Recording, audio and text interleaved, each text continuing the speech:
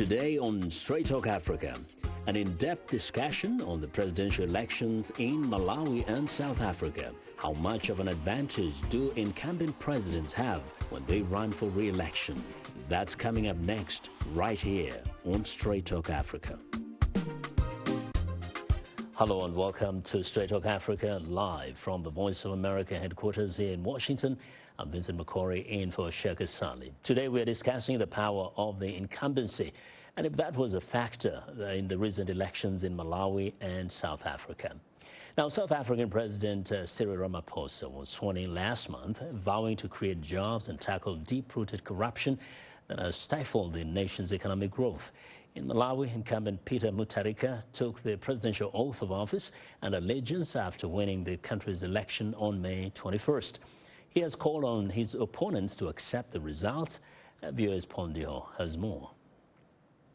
Ladies and gentlemen, newly elected South African President Cyril Ramaphosa says he's committed to tackling severe challenges the country faced at his inauguration ceremony in Pretoria. Ramaphosa is South Africa's fifth president since the end of the apartheid regime in 1994. He is pledging to root out corruption while announcing a new leaner cabinet for South Africa. Half of those appointed are women, making the country the third on the African continent after Ethiopia and Rwanda to achieve gender parity among its ministers. All South Africans are acutely aware of the great economic difficulties that our country is going through right now. But they are also aware of the constraints that have been placed on our public finances. It is therefore imperative that in all areas and spheres of government, we place priority on revitalizing our economy, while at the same time exercising great care in the use of public funds. A South African political analyst says having a small cabinet is good for business and investment. He says it shows a sign of decisiveness and political stability. The cabinet shows a certain level of dynamism. It's efficient. It's meant to bring in or elicit new ideas from people who are never there. Ramaphosa's African National Congress won this year's election with 57% of the vote, down from 62% in 2014. Meanwhile, in Malawi, President Peter Mutharika was sworn in for a second term last Tuesday after a contentious election marred by allegations of fraud and vote rigging. Mutharika of the ruling Democratic Progressive Party won with 38% of the vote, defeating Lazarus Chakwera of the Malawi Congress Party, who had 35% of the ballot. Thank you, Malawians, for re-electing me as your president for the next 5 years. Malawi's opposition leader Lazarus Chakwera is rejecting the presidential election results. He says he has launched a court battle to have the vote annulled on the grounds of fraud. In a statement, Chakwera said, quote, "I reject the Malawi Electoral Commission's fraudulent presidential results." He goes on to say, "What we have witnessed in front of our eyes is not an election, but daylight robbery, a crime against our decency as a people and our democracy as a nation." Chakwera lost the election to Mutharika by just 159,000 votes. Mutharika was then sworn into office the day after the delayed results was issued. Third place presidential contender Saulus Chilema garnered 20% of the vote. Malawi has a winner-take-all system, and in 2014, Mutharika also narrowly beat Chakwera by a small margin. Mutharika came to power vowing to tackle corruption after the Cashgate scandal a year earlier revealed massive looting from state coffers. Political observers say Mutharika's administration has not been spared by the corruption scandal. Paul Ndiho, VOA News. Well, thanks a lot, Paul, for that report. Joining us now for an in-depth discussion are our guests, Lazarus Chakwera, Malawian main opposition leader.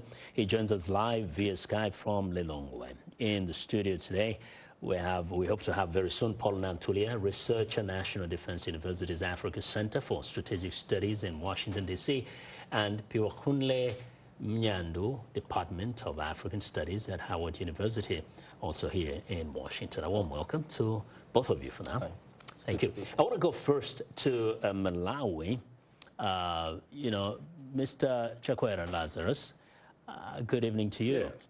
Yeah, first, Good evening. Yes, you have rejected the results of the Malawian presidential election, and you've actually used some really tough words in your statement.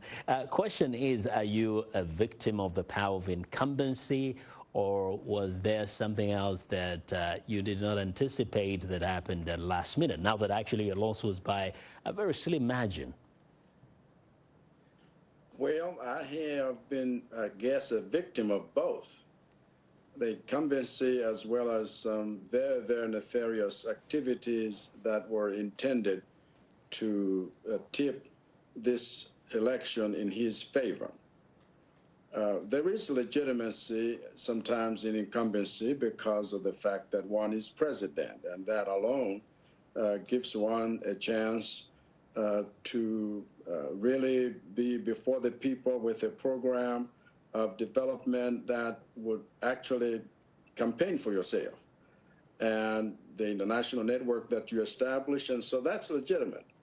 But when you have illegitimate use of power, which is an abuse of power, where the incumbency then begins to use or abuse state resources for one's advantage and the state broadcaster for solely one's advantage, and then you have a whole system that really disadvantages those in opposition, one can actually see how the incumbency then has an upper hand because the playing field has never been level.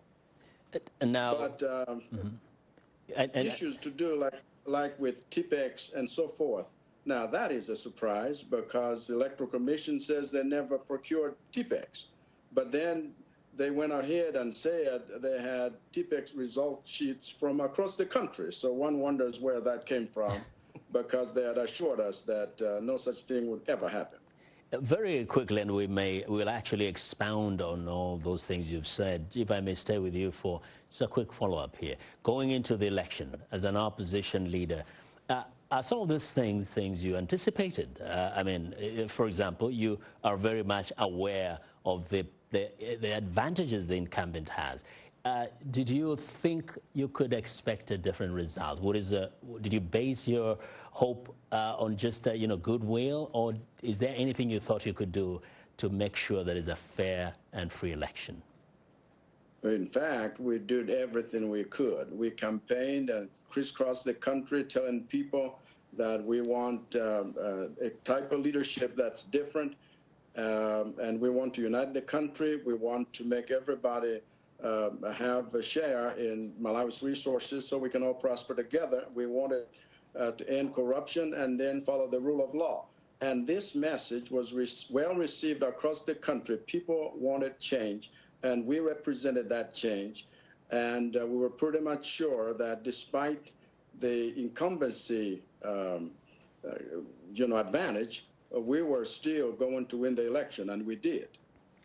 Well, coming to a studio here now, Mnyandu, South Africa also held an election not long ago, and ANC won. But again, it did not win as big as it would have hoped. The numbers went down. But in the case of South Africa, which has a totally different system, it has this proportionate representation. Yes. Did the incumbency play a part, as in the individual person who is the face of the party, or is this so much about the party itself? I would say it's two things. It's both about the party itself, the ANC, and about the nature of the opposition parties. Their maturity, their readiness for high office, or their hard work, their grit, their party machinery. And these four factors can affect how much there will be the opposition parties will appeal to the people. From what we're seeing in the recently held elections, South African people are not as revolutionary as some might want them to be. They do not want immediate change in South Africa. They don't have an appetite for an immediate change or an immediate usurpation of the African National Congress's power. So by default, that favors the incumbency. The people's basically unwillingness to see a radical change, even when they see so many disincentives to voting for the ANC. A clear case in point is no sooner had the South African people put the ANC back into power, within 2 weeks there were protests for service delivery. So South African people, in one way, they want change, but they are not quite sure if they are ready for that change to come from elsewhere. Now, Mr. Chakwera, you know, for example, you're in court now. You're trying, hopefully, to have this election result annulled. Question is, yes, given again that the incumbent has been sworn in, he's the president, what are the prospects of the court's ruling in favor of you and the rest of the opposition? We have confidence in our judiciary because we believe that we have overwhelming evidence to show to the Malawian people through the courts that this election was truly a stolen election and it should not be upheld as legitimate. Now, Dr. Mnyandu, some have looked at elections like those of South Africa, of course, and you know, closely looking at the issues, looking at the other parties, and you say there's a question of the different parties and the level of maturity and the willingness to be a little bit more revolutionary. But if you look across and look at how other elections are conducted, do you get the sense that perhaps the opposition goes into an election without demanding for certain basic thresholds that will guarantee a free and fair election, but surprisingly they kind of come back and get shocked by the outcome of the election, which for some observers it's an obvious result? Well, there's a way some opposition parties in the Southern African region have historically tried to go around that problem. They basically vote with their feet and stay out of the election altogether. So that might sound kind of quite radical, but that's one way of dealing with it. The thing with democracy is that once you sign in to an election, you now, not only do you sign in to participate, but as a price for participation, or you must agree that you abide by the outcomes. Now, that's ceteris paribus, all things remaining constant. There's no dark hand in the Electoral Commission that seeks to turn things towards one way or another. But sometimes opposition parties themselves must have an introspection about their expectations in their country. And I think in South Africa, it's a country that's actually about to have that conversation within itself. Yeah. How mature are the opposition parties? Is it okay to just say, get rid of the ANC as a message? And results might say no. Yes. Now, Mr. Chakwera, it's not the first time actually you have claimed that the election was stolen. Some time back, the previous election again, of course, there were charges of fraud in the electoral process. Now, some have looked at powerful opposition leaders like yourself and said, perhaps learning from experience and understanding the power of the incumbency and its ability to manipulate things, why not first make sure you have the structures, the institutions that can guarantee those free and fair elections before you go into an election? Well, we tried because after the 2014 election, there were consultations with regard to systems that needed to be improved. And several pieces of legislation were suggested that they come through Parliament. And this present administration shut them down. They didn't want anything changed because they still wanted to have this advantage, which is not really good for the people of Malawi. Now, the administrative reforms that the Electoral Commission implemented were the ones that began to enable us to win, by elections throughout this term. And we were pretty confident that this would also happen at the, general election. Now, it didn't happen because they used some dirty tricks, like I just mentioned. You don't legitimize an election that uses TPEX to get an incumbent returned to power. That is unacceptable. It's a shame in all the world. You don't use that. Now, in 2014, when you lost the election by about 448,000, you were willing to go back and, just endorse the person, or at least accept the results at that time for the sake of peace. And some may say, what is different this time? What is different this time is that really, for the sake of peace, you cannot sell justice at the altar of the same, because peace is not just the absence of war. What had happened then was, let's give them a chance. But 5 years went by, and government services were no longer what they used to be. And so everybody in the country said, no, this system has to change, and this administration has to go. And so this is the reason that we believe now it's no longer a case of just saying, let everything go by. We have to fight this for the sake of Malawians that are continuing to suffer today, because there's a whole lot of looting that has continued on and corruption that this government has left unattended to. And so, no, this time it is different. The whole nation actually is angry as we speak because of fraudulent elections such as we've seen. But it's still, Mr. President Mutharika won with this, significant number. I mean, you, of course, don't accept that he beat you. But do you also acknowledge that he got a substantial vote which represents the people of Malawi, and therefore he has done something that kind of impresses some of the Malawians? Until the courts determine this, I'm not, willing to accept the premise. But for sure, certain segments of this country appreciate him. I'm just saying the majority do not. Even if you look at this particular election, you will see that most people didn't vote for him. Yes. Now, let's assume this election is nullified by the courts, which means President Mutharika has to literally get back out of State House and go back to the drawing board. What would you expect? Who, again, is going to run this election? How is the election? How can you guarantee that you can get a different result if the elections are held by the same electoral commission, by the same system?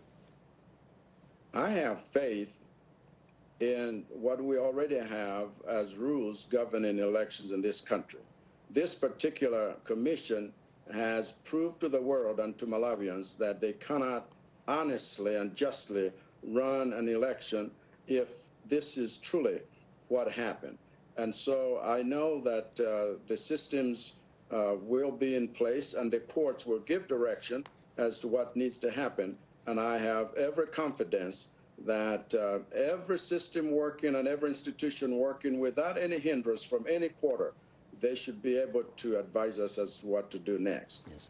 Now, Dr. Mnyandu, people have looked at South Africa, and lately I've seen that there's a kind of excitement around parties like, especially the EFF, the Economic Freedom Party, Freedom Front. Now, they seem to have an agenda that seems to kind of bring some excitement among a cross-section of South Africans, especially the youth.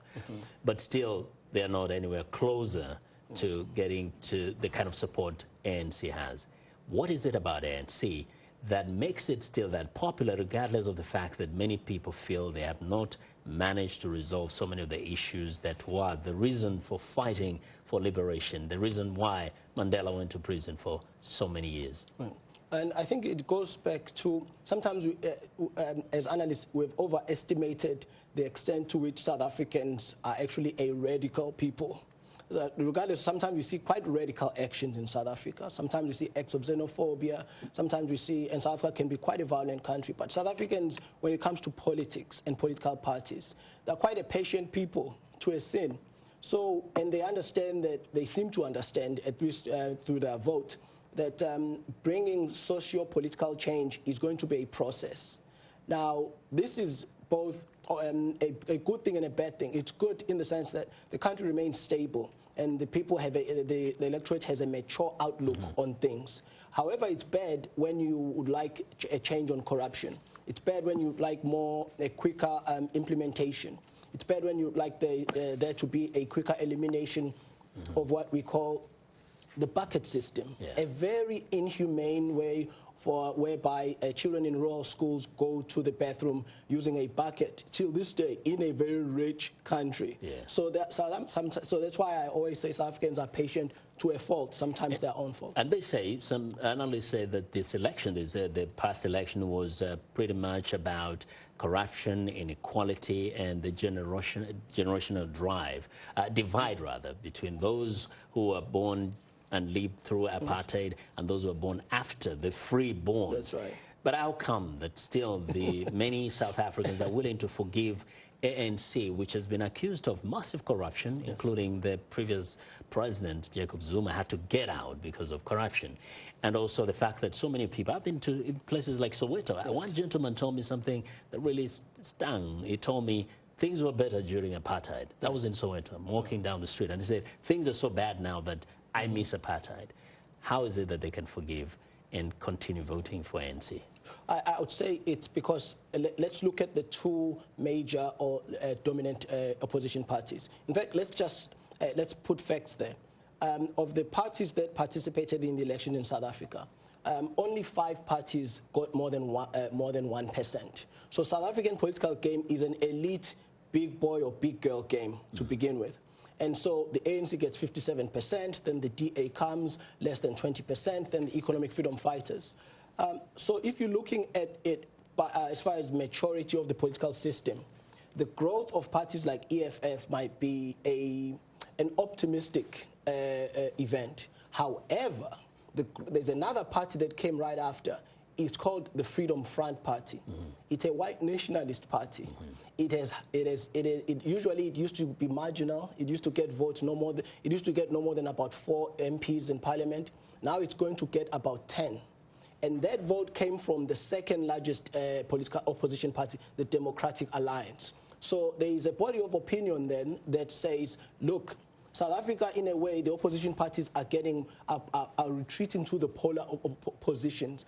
And for a country like South Africa, that means ultimately and unfortunately along the lines of race when it comes to opposition parties. Okay. Let me go back to Malawi. Mr. Chakwera, you know, among the things that are cited as advantages of the incumbency are things like the ability of the incumbency to manipulate the voters. There's that politics of clientism where those in power and position can actually influence the voters by doling out a few goodies. And also, of course, there's all the question of the ability to mobilize using government resources. Now, from what you're saying, you are not concerned about that.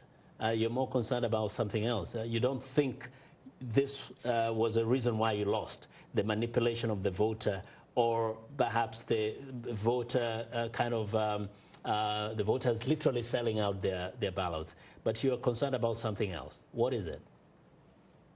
Well, you know, while it is true on one hand that the levels of poverty make it so easy for voters to be manipulated by handouts and easily manipulated because those in government or the incumbency tend to give them something when they need it.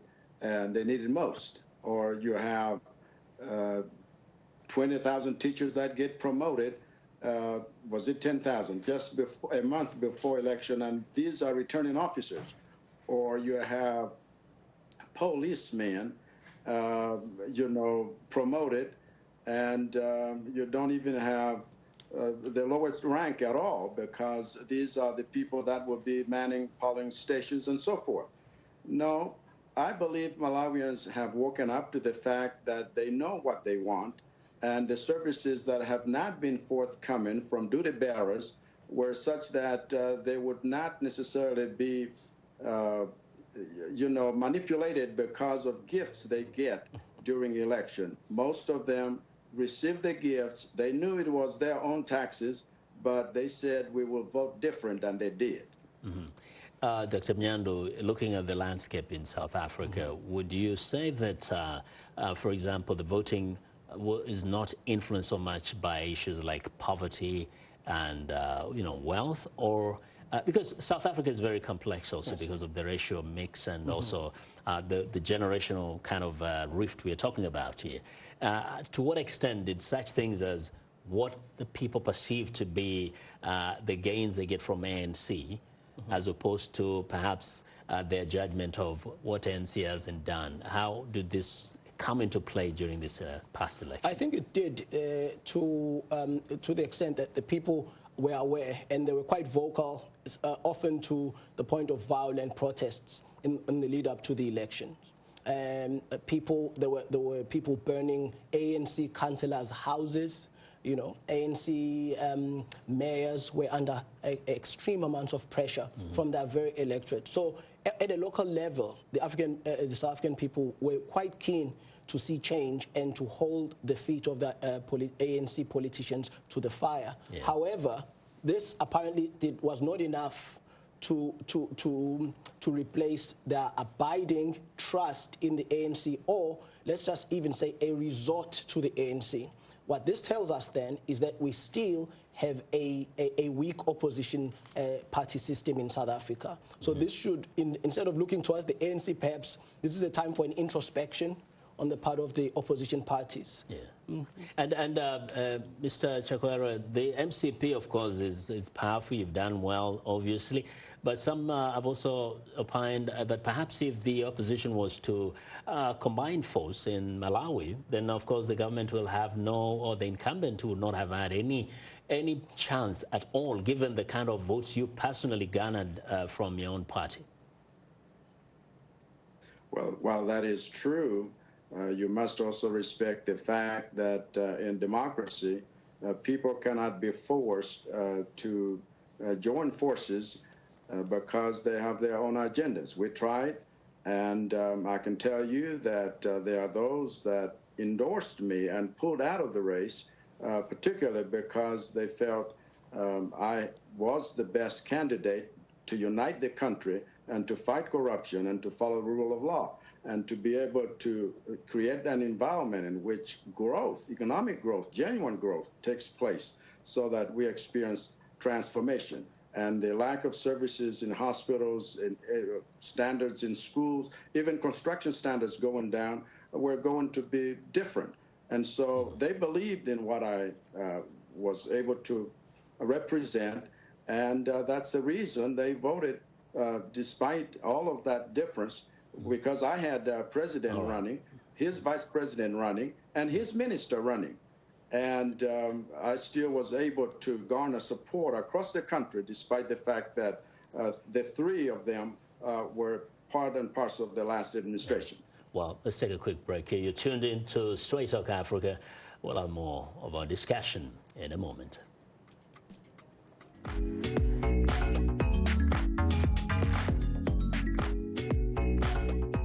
Voices, we're talking about the news and issues you're talking about, sharing stories of development and growth across Africa, around the world, and in our lives. Topics that inform, empower, and change the rules. It's time for Our Voices with me, Haiti Adams Fitzpatrick, and Hadiza Kiari, and Ayan Bior, and Orion Itangi Shaka.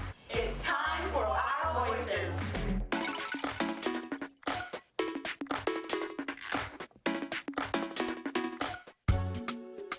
This is Straight Talk Africa on the Voice of America.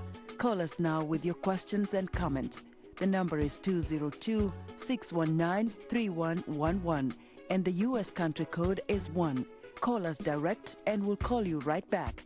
Remember to turn down the volume on your radio or television and keep your comments brief. Now back to Straight Talk Africa. Well, we appreciate all of the audience feedback. Remember, Straight Talk Africa streams live every Wednesday on Facebook. You can watch our show there and leave a comment. Now let's look at what's on tap for next week's program.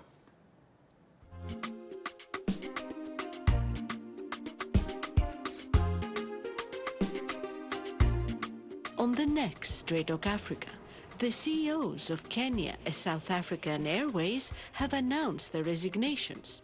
Does this signal a lack of progress for African airlines? How profitable is Africa's aviation industry? Africa's airline woes on the next Straight Talk Africa. Well, today we are discussing the power of incumbency in African elections. Our guests are Lazarus Chakwera, Malawian main opposition leader, Paul Nantulya, researcher at National Defense University's Africa Center for Strategic Studies, and Phiwokuhle Mnyandu at the Department of African Studies at Howard University. Once again, welcome. And thank you, Paul, for making it. You are around the building, so absolutely. We're happy to have you in the studio. Let me now then turn to you. You observed the elections in South Africa, and you've observed the elections in Malawi. You're very intimately kind of connected to electoral processes in Africa. What did you make of the power of incumbency in both of these elections? Or is it entirely true that the incumbency was a major factor in those elections? Well, first of all, thank you for having me on the show. It's great to be back again. The power of incumbency in African elections is critical. It's very critical in terms of the control of the security sector, which is very important because the security sector is involved in elections, in securing the polling stations and so on.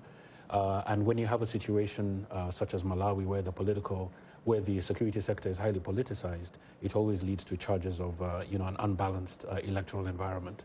You have the control of the state media, and the state media is usually the most extensive. It penetrates throughout the country, and so you also have that aspect. You also have essentially control of the instruments of state, access to resources, to finance, which more often than not tends to favor the ruling party or the regime. But the key difference with South Africa, and we saw this in Malawi with the complaints, of the irregularities, and some of the election observers talked about that. Yeah. But with the situation in South Africa, you do have a history of very robust civic engagement. The South African civil society is very strong. It's very agile. It's very informed. It's highly sophisticated.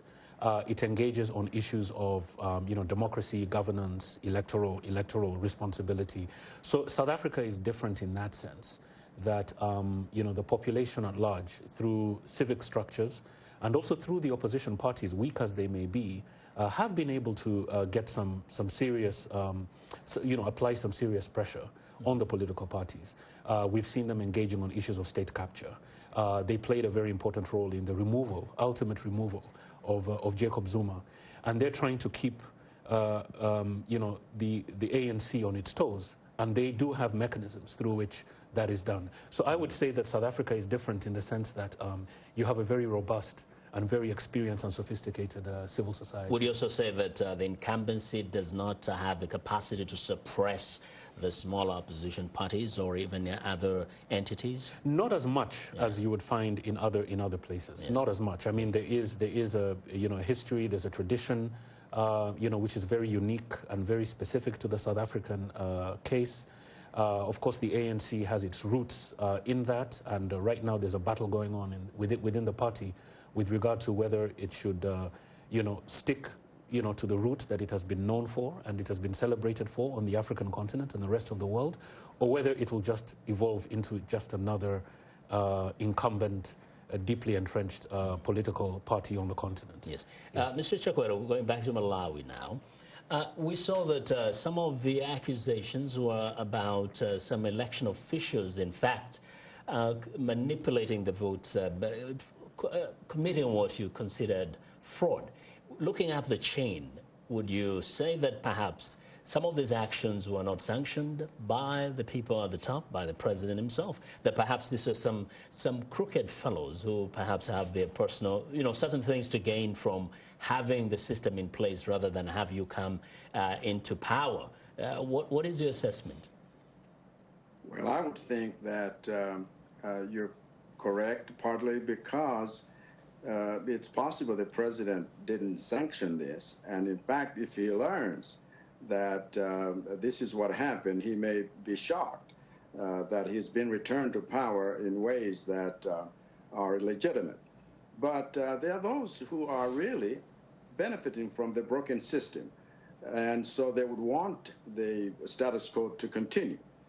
And at the expense of millions of Malawians suffering in the villages because of lack of services in hospitals and the education system that has broken down. And so a few may want to do that, and they could have connived, I have no doubt, to do stuff like this. Because why would the MEC chair say that they did not sanction the use or the procurement of TPEX, and yet TPEX was all over the country? And the same MEC chair then says, we will accept these results. This is unacceptable. It is a shame. Malawi has had a chance to really prove to the world that democracy was being entrenched, and miserably we failed that. Mm-hmm. And Dr. Mnyandu, in terms of the process itself, we saw in Malawi the person, and we'll come to Mr. Chakwera to comment on that, the inauguration of the president happened like the next day after there had been this, dispute over the election results. But yes, but not the choosing of the swearing in of the deputy president. Yes, which tells you about a serious schism, which tells you that Ramaphosa is still a lame duck in some way within the ANC, which tells you that the ANC power structures are still a draw, which tells you that the ANC, within the ANC, Ramaphosa still has not consolidated his power, you see, because Mr. Mabuza, who's currently the deputy president, who was Ramaphosa's deputy president, who was the chair of the African National Congress in the all-powerful Mpumalanga province, without which you cannot run the ANC and, by extension, South Africa. It's always Mpumalanga or KwaZulu-Natal. He was the one that delivered Mpumalanga and delivered Ramaphosa's presidency. So there were rumors that he might not be picked to be a deputy president, because in some circles he's compromised. Yes. And he then said, well, let me be cleared first and let me be investigated, which was a gambit that actually worked towards his advantage, because Ramaphosa, sensing danger, quickly had him sworn in. So Ramaphosa has headwinds that he has to look for. Not far in South Africa, as like all the struggles within the South African polity, they take place within the ANC. Yeah. Now, Paul, some will tell you that incumbency has advantages anywhere in the world, even in the United States, right from the congressional elections to the presidency. What makes the incumbency in Africa particularly different in terms of how they use the power of incumbency, and why does it become so destructive in some countries to the extent that we have had even civil wars? There are three main factors, and I agree with that statement. You have incumbency everywhere. You have benefits of incumbency. But there are three factors on the African continent. The first is the institutions that are supposed to check the presidency, supposed to check the executive, supposed to establish rule of law and accountability, are very weak, and they're deliberately compromised and weakened further by the executive. This is the first problem, and this is what we saw under the administration of Jacob Zuma, for instance, right? That is the first problem. The second problem is the tradition, the lots of incumbents on the African continent, with the exception of a few countries, have entrenched a tradition of winner-take-all, lack of accountability, impunity, right? We saw this with the state capture allegations in South Africa, but state capture exists in other African countries, right? So the abuse of public funds has effectively become part of the political culture in many of these countries. The third problem has to do with the security sector, right? The security sector plays an outsized role in the politics of many African countries, and that enables you to to manipulate processes. The security sector is abused, and by security sector we're talking police, we're talking intelligence, we're talking the military. So these three factors are hugely problematic on the African continent and are really critical in the ability of incumbents to entrench themselves and sustain themselves in office. Which makes every election cycle almost look similar to the previous one in most of the countries, and actually, except for South Africa, I think we go through all this anxiety in every African country. Correct. Mr. Chakwera, as a person who's going through that, who has gone through elections in Malawi 2014, literally nearly won the election, even without any stealing, hopefully, then you still came very close to that. Now, what would change in Malawi so that that advantage of incumbency doesn't become such a negative force? Because some have said one of the problems of African countries is that they're actually semi-authoritarian. They are not fully democratic, and they're not exactly authoritarian. They're kind of oscillating in between there, and that makes the incumbent have so much influence, so much power, and so much advantage. What can you do in Malawi to make sure things change in the next cycle of election? In fact, we proposed such changes that would make our democracy a lot more practical and serving the needs of the people. Institutions that are meant to be checking on the presidency, the executive, governance institutions need to be strengthened, and they need to have not just the budget they need, they also need to have the independence operatively, because many of them, because they get appointed by the president, they don't want to burn, the finger that bite the finger that feeds them, and it becomes a vicious cycle. So we proposed that we would make these governance institutions strong in themselves, and that impunity should go. A president needs to be answerable to the people. Transparency and accountability should be entrenched, and the presidency needs to be that which gives the example to all of the other institutions. And, we are preaching professionalism. We want government institutions, the military, to be professional, not to be politicized. The police and even the intelligence organs, they shouldn't be, political witch hunters. Yeah. They ought to really look at security issues that's good for the nation.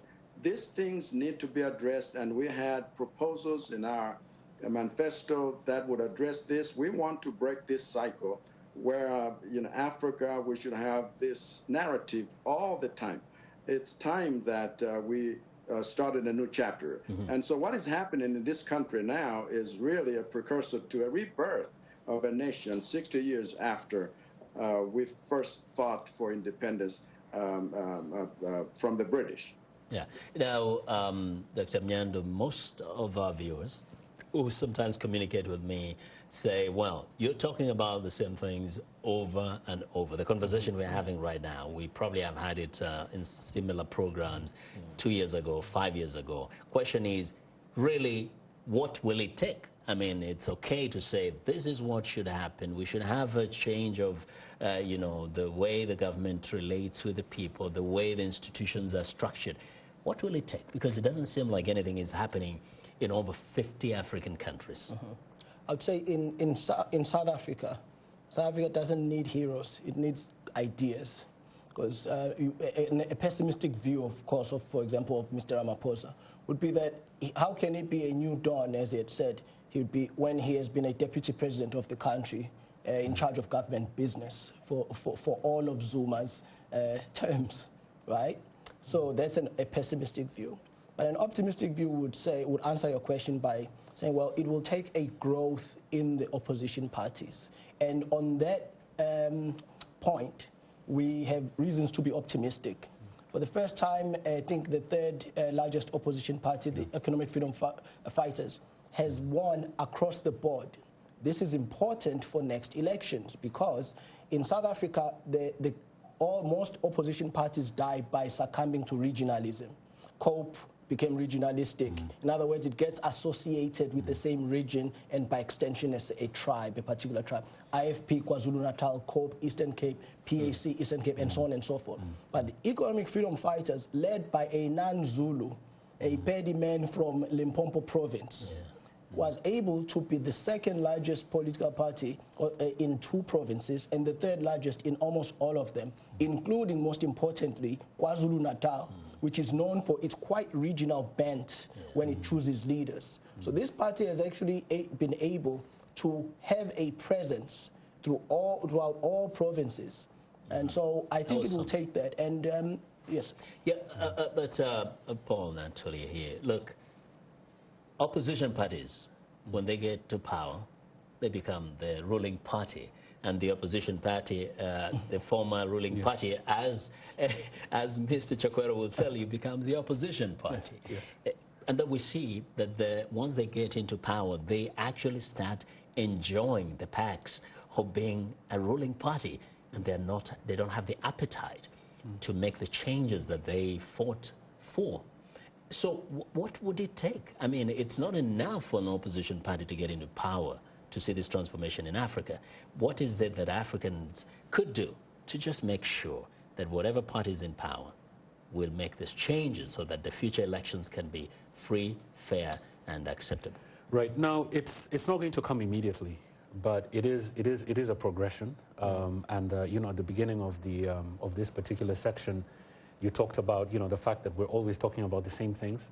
I think we need to continue talking about these things until we get to where we want to go, right? So it's very, very important that we keep focused on this.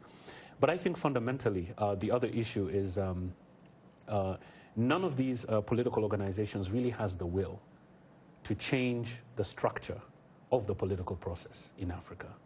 And that's why you have liberation movements that come into office with reformist ideas, but after 5, 6, 10 years, they become entrenched and they begin to be accused of the same things that they complained about when they were in the opposition. And that's because they're not incentivized to change the structure. So that's the first thing that we need to do. We really need to revisit the structural foundations of how politics and how political power is exercised on the African continent. That's the first thing we need to do. The second thing we need to do is we need to pay attention to the youth demographic and the youth bulge. You know, countries like Uganda, countries like South Africa, Zimbabwe, right? Malawi, you know, we would have loved to have seen, you know, 30-year-olds, 35-year-olds contest seriously for office. What Julius Malema in South Africa has done, for instance, is an example of this demographic shift. And it's extremely important because that is where the bulk of the voting population is. And this is really where the struggle to change the continent, to institute a democratic culture. If you look at the protests that took place, that have been taking place in South Africa consistently, 90% of it is constituted by that particular class. Isn't it true also that actually power corrupts, and it can corrupt even the youth? We have seen young people in positions of power who ended up being as corrupt as their predecessors, as corrupt as the older people that were holding those positions. Correct. Is it all about the age, or is it about the institutions that can check anybody who is in position of power so that they do not abuse their power? Right. I think it's both. I think it's both. I think it's both. And I think you need a different vision. I think you need a different program. I think you need different sets of leaderships. Because everything that African citizens have seemingly done or seemingly supported since independence doesn't seem to have worked. Yes. Right? Now, let me, Mr. Chakwera, Yes. well, I know you're still a young man, but what's your take on that? The fact that perhaps if we had more youth involved in the processes, if we had more youth coming into positions of power, there could be a different flavor, different vision, and perhaps the continent would move forward a bit differently, including Malawi.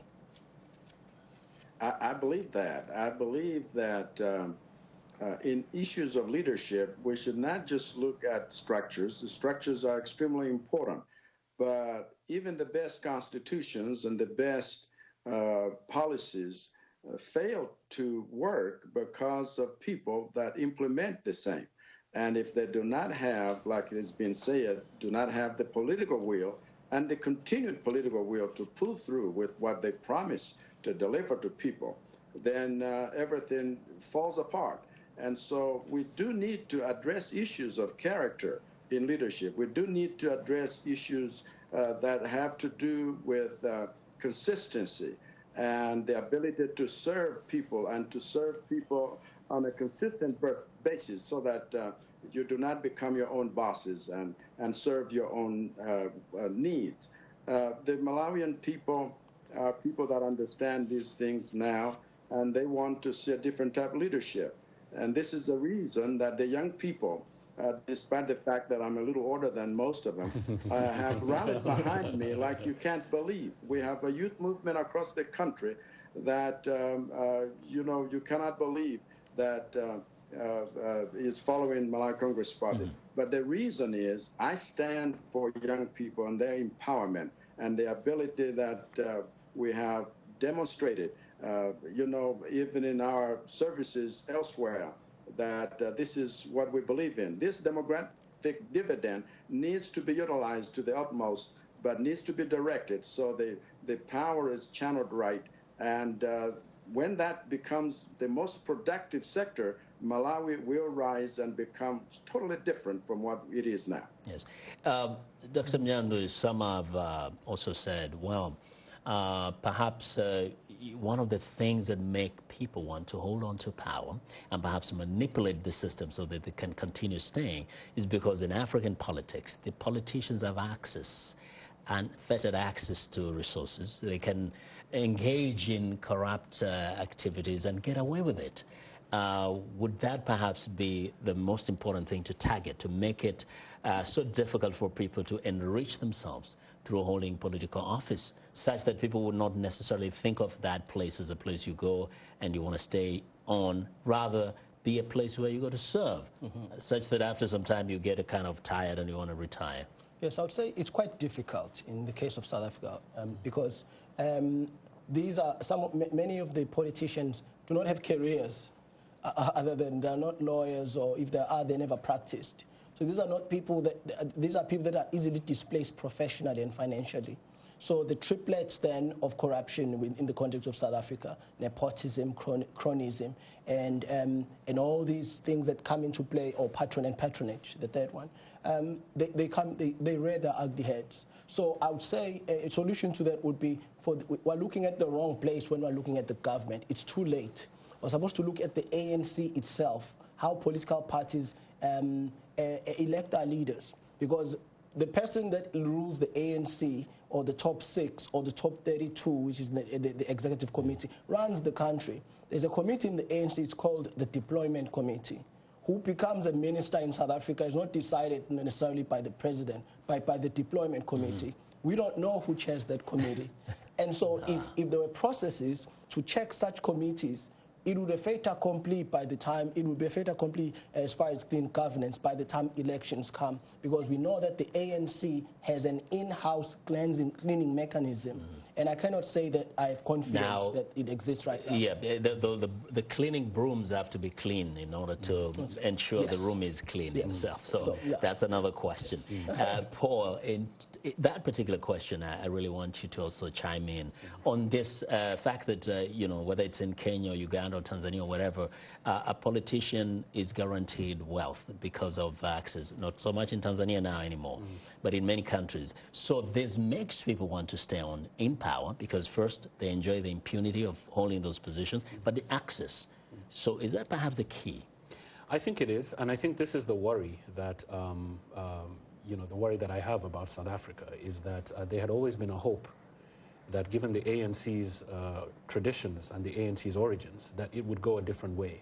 But under Jacob Zuma, we saw that the ANC is as vulnerable as any other political organization on the continent to this vice of corruption, and actually very, very sophisticated. It's more than just petty corruption.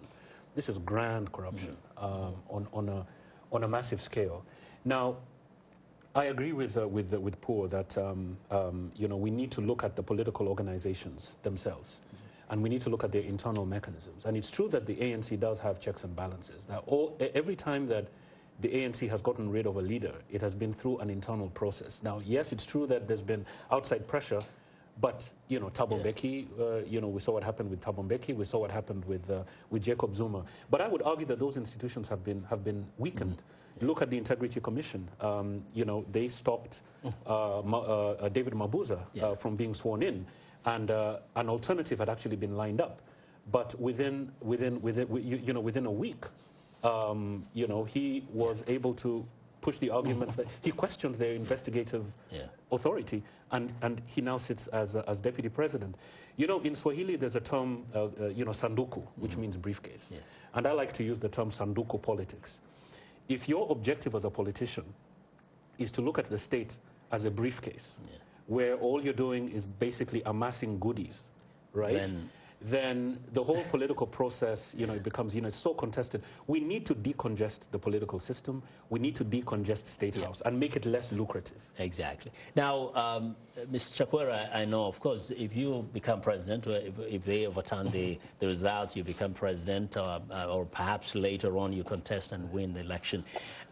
What would you do first to make sure that you'll be checked by the system so that you don't abuse your power, but that you can create a system in Malawi that will guarantee the future of that country is brighter because of the structures that you've put in place? First of all, I want to be answerable to the people. I'll be going to Parliament to answer questions and to be interrogated. I want to be answerable to members of civil society organizations, to the media. I want to be answerable to institutions, governance institutions, that are able to prop me and show me that what I do is not right. And I have told Malawian people that I would be willing to face the law because I stand for rule of law, and I want everyone to be able to do the same. I do not want to enrich myself. I want to serve Malawians. And I want to introduce this servant leadership as a new type of leadership that delivers services to people, not just serve our own stomachs. I do not believe that Malawi should continue with the present system, because the present system does, in fact, make it so like you want to go into politics to enrich yourself, to profit by it. And I said, no, we must be servants. We must look at what the people need. And that's why my message has been so well received across the country, because I have become the mouthpiece of many suffering Malawians. Well, we wish you all the best, and I think that's a good place to conclude our conversation today. Thank you very much. And so, on that note, our guests today have been Lazarus Chakwera, Paul Nantulya, and Phiwokuhle Mnyandu. I want to thank our audience for tuning into Straight Talk Africa, and from all of us here in Washington, have a good night. Email at africatv@voanews.com. So, Log on to our website at voaafrica.com.